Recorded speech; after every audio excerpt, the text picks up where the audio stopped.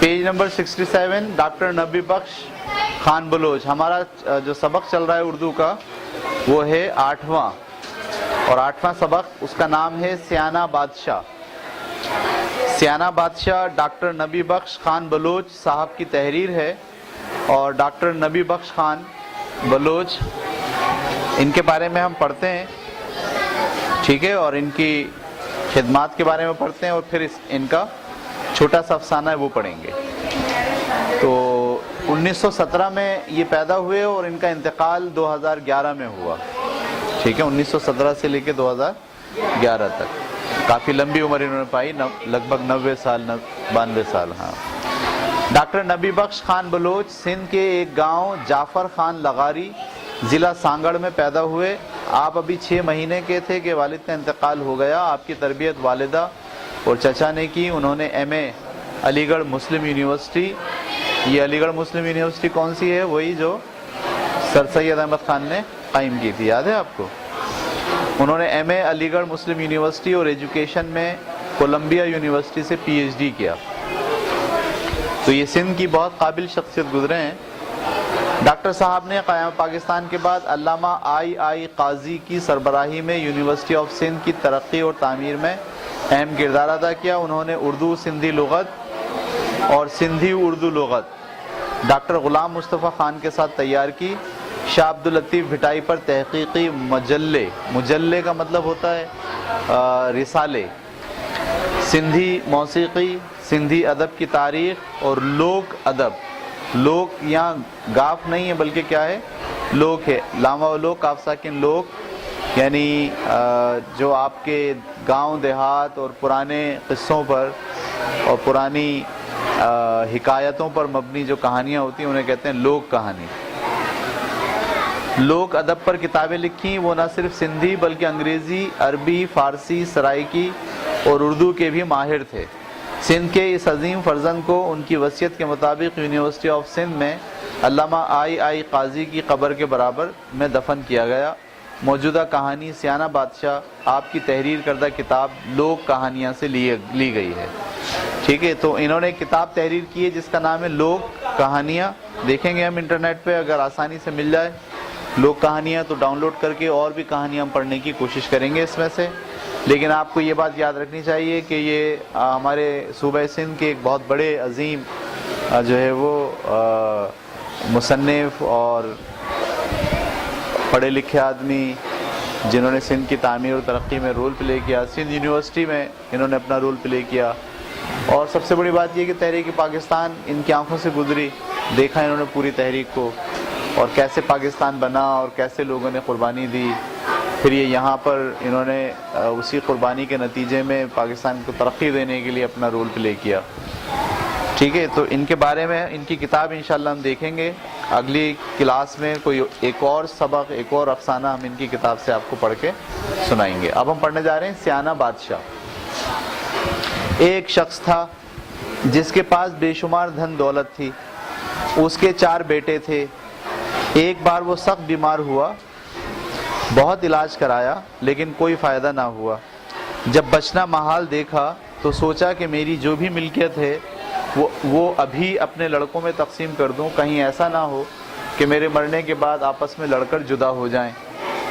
ये सोचकर उसने 4 देगें मंगवाईं और अपनी मिल्कियत के हिस्से किए, कुछ एक में कुछ दूसरी में।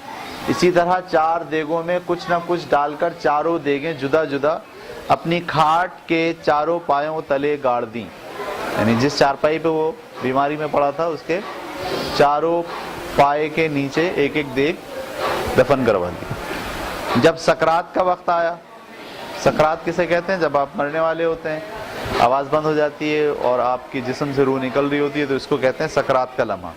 जब सकरात का वक्त आया तो चारों बेटों को बुलाकर कहा, बेटा धन दौलत ऐसी शय है जिसकी वजह से हमेशा खून खराबा होता है।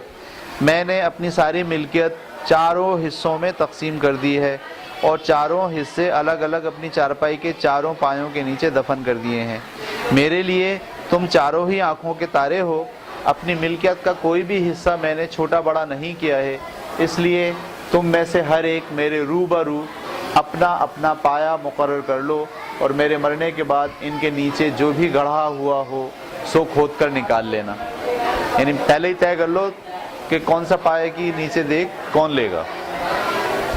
لڑکوں نے باپ کی یہ بات منظور کر لی. پھر قرآن اندازی کر کے ہر ایک نے اپنا اپنا پایا مقرر کر لیا.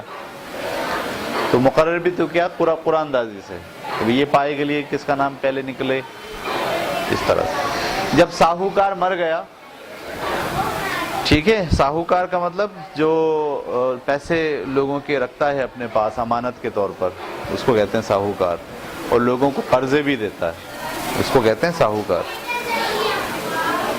جب ساہوکار مر گیا تو چاروں بھائیوں نے کھاٹ کے اپنے اپنے پائے تلے سے زمین کھودی, دھن کی دیگ باہر نکالی.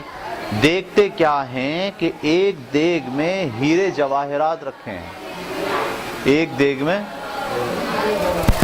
دوسری سونے سے بھری ہے, اور تیسری چوتھی میں کچھ بھی نہیں.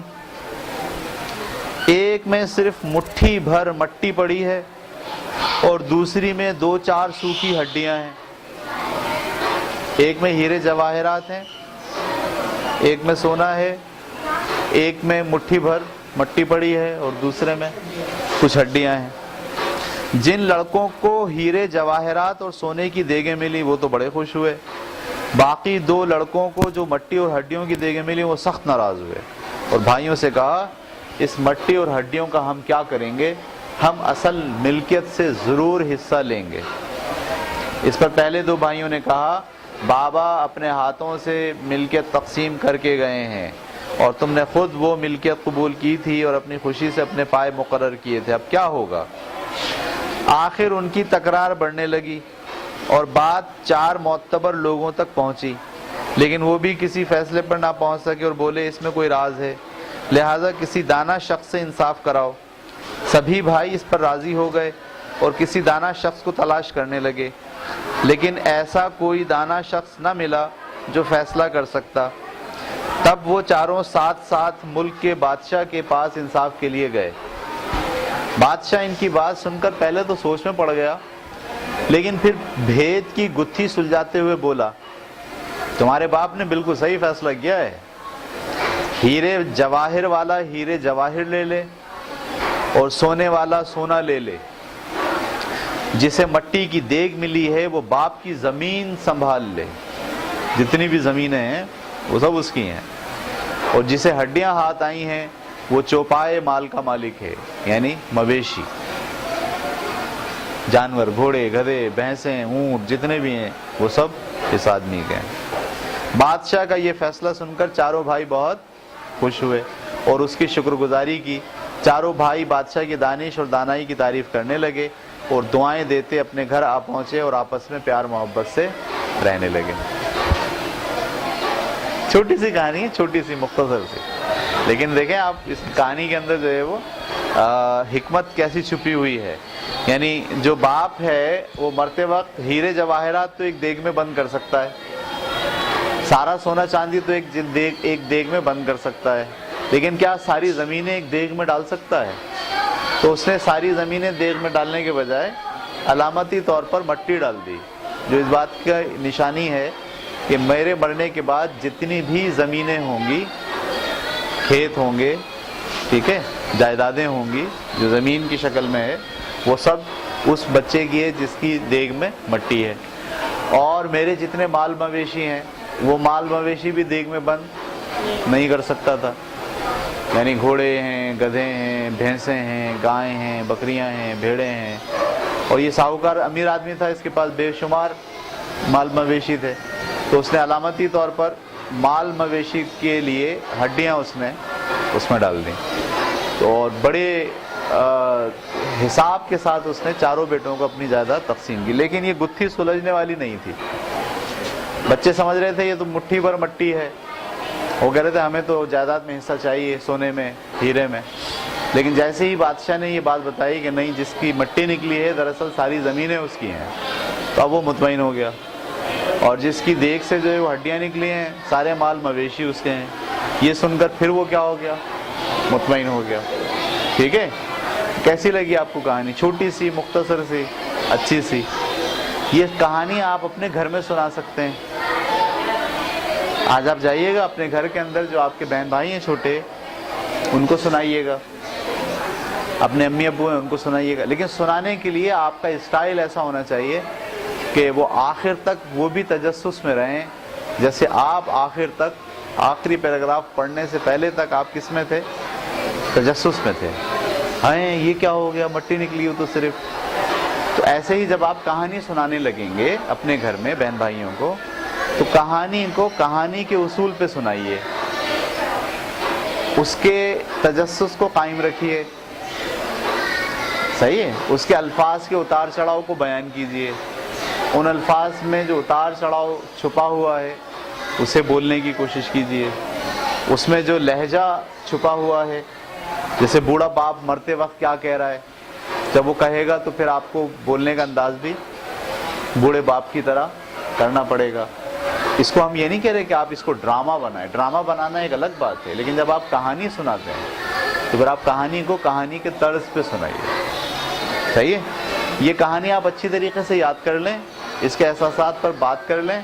ہم آپ کو کسی کلاس میں بھیجیں گے، اسکول کی چھوٹی کلاسز میں، مونٹیسری میں، پریپ 1 میں، پریپ 2 میں، فرسٹ میں، سیکنڈ میں، تھرڈ میں، ففتھ تک میں ہر بچہ جائے گا اور اس کہانی کو بڑے سلیقے سے کہانی کے انداز میں سنائے گا. اور ہماری جو کوآرڈینیٹر ہیں وہ آپ کو دیکھیں گی کہ آپ جو کہانی سنا رہے ہو کیا وہ اس طرز پر ہے کہ بچے انٹرسٹ لے رہے ہیں اور آپ کی بات بہت توجہ سے سن رہے ہیں اور اس تجسس میں چلے گئے جو اس کہانی کے آخر تک برقرار تھا. تو یہ آپ پریکٹس کریں گے. کل آپ کی چھٹی ہے، ہفتہ اتوار 2 دن، اس میں پریکٹس کریں گے. پیر کے دن ہم آپ کو اردو کے پیریڈ میں کسی کلاس میں بھیجیں گے اور آپ کی یہ کلاس ریکارڈ بھی ہوگی کہ آپ نے یہ کہانی کیسے بچوں کو سنائی ہے. یہ ہم ریکارڈ کریں گے، ریکارڈ کر کے اپنے اس ویڈیو کا حصہ بھی بنائیں گے. ٹھیک ہے. چلیں اب اس کی ایکسرسائز دیکھتے ہیں. لوک کہانی تھی ایک،